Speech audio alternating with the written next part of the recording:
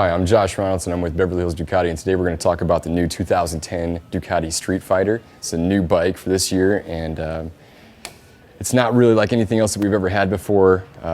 This is replacing the Monster S4R, S4S class bike. The whole purpose of this motorcycle is to be as compact as possible.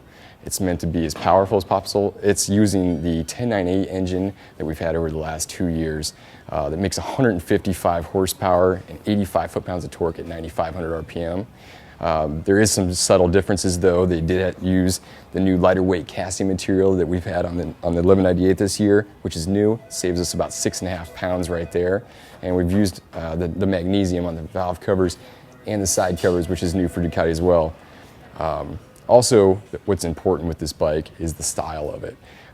They've tried to make it just as essential as possible with no extra pieces that are not needed. It is a no-compromise super bike that you can ride every day. It's a Streetfighter, street for the street.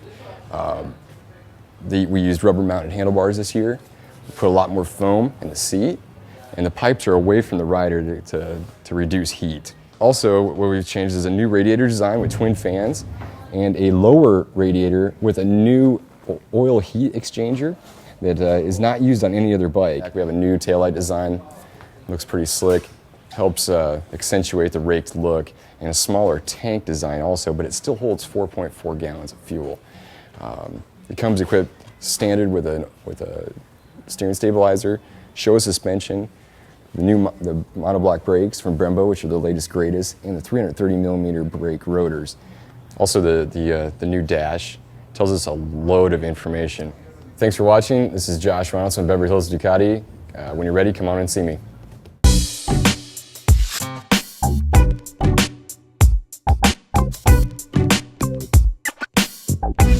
I'm Barry Winfield for SmartCycleShopper. I've been riding the new Ducati Streetfighter around for a day or so, and I'm pretty impressed with it.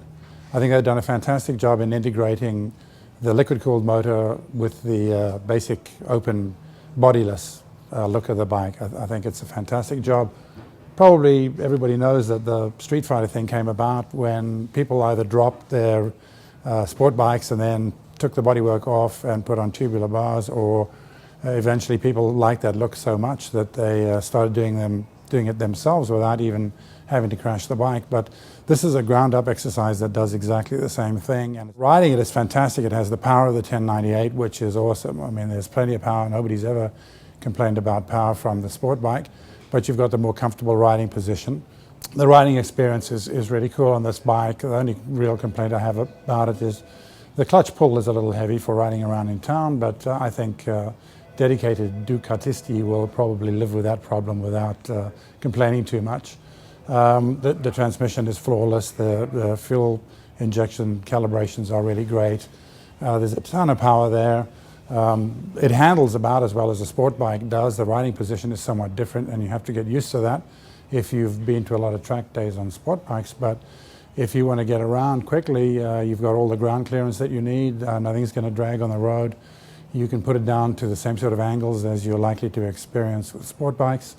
And it's just a basically all-around incredibly competent machine.